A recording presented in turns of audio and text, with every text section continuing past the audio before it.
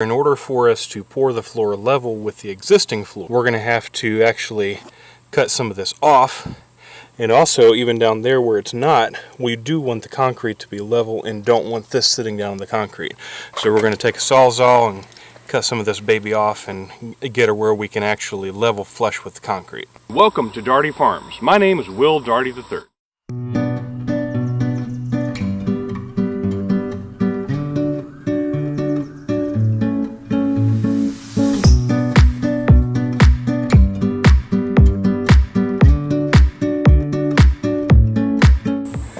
So I've got 1/4 inch styrofoam insulation to help seal this and help insulate this across here. Getting ready to cut this off.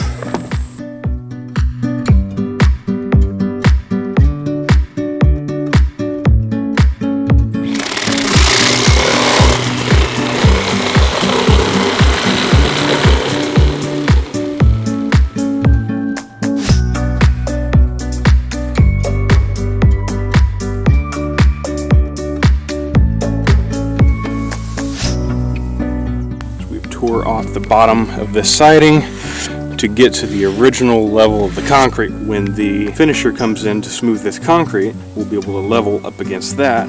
And then when we tear this all out, to have an open access between the two areas of the house. It won't be sticking up where you'll stub your toe on it as you walk across the floor. It should just be smooth all the way across.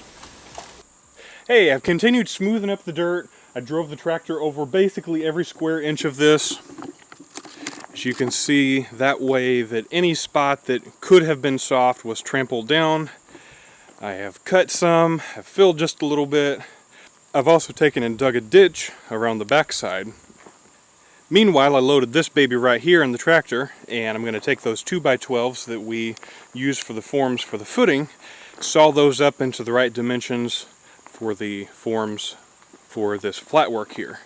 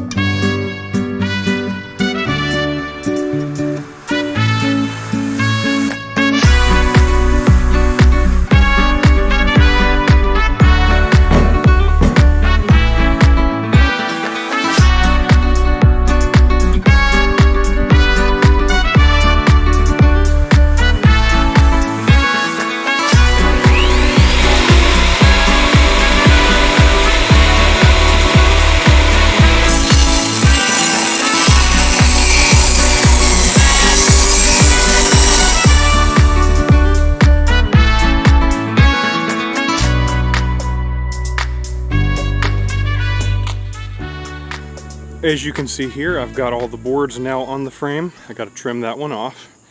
And then what I've got to do is take and fasten all these so that they're secure and ready to pour concrete in.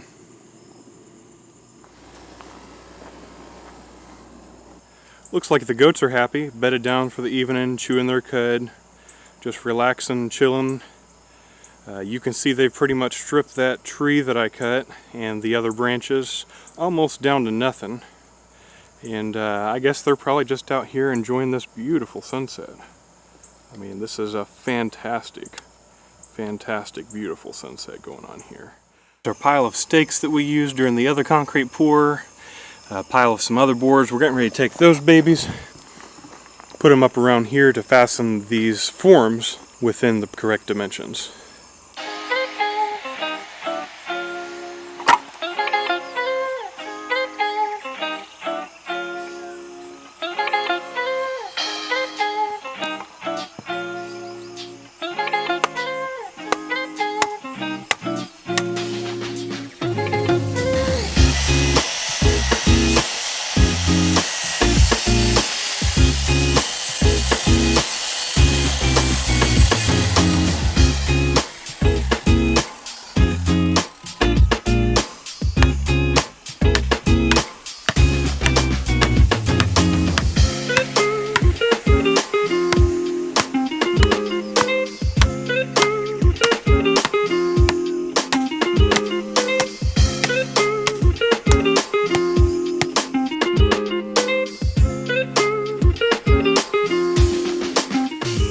dark, it's a little bit cooler right now. I'm out here trying to square up these forms and make sure that my dimensions are correct.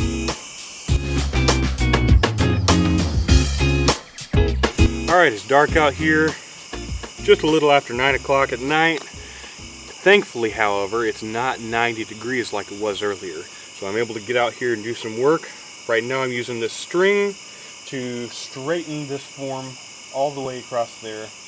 And I'm using these stakes and screwing boards in to situate and adjust so that we've got a straight concrete form.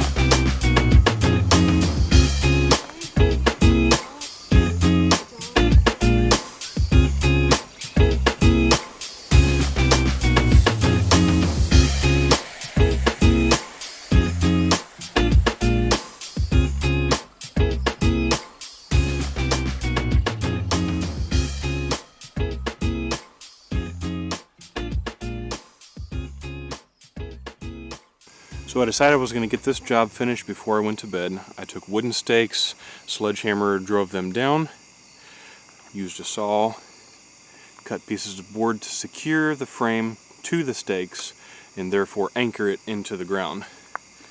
I used this string right here to make it perfectly straight up and down through there and up and down through here. And so now the form is completely anchored and completely secured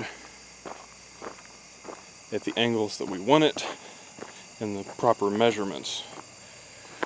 I want to pour this concrete on a gravel base. This is a clay soil, so this gravel will allow the soil to drain underneath the pad.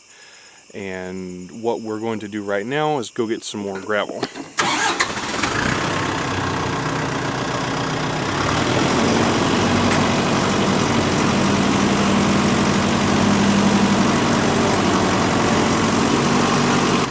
Alright, so I brought the tractor down here in the creek bed. We're going to scoop up some gravel, take that back up there, dump it in the form so that we can distribute that around the form and get our gravel base.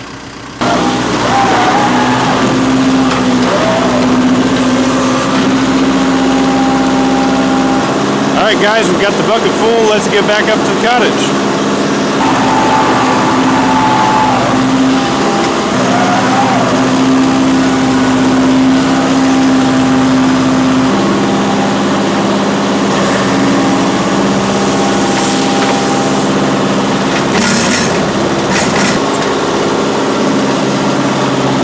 Let's go get another load.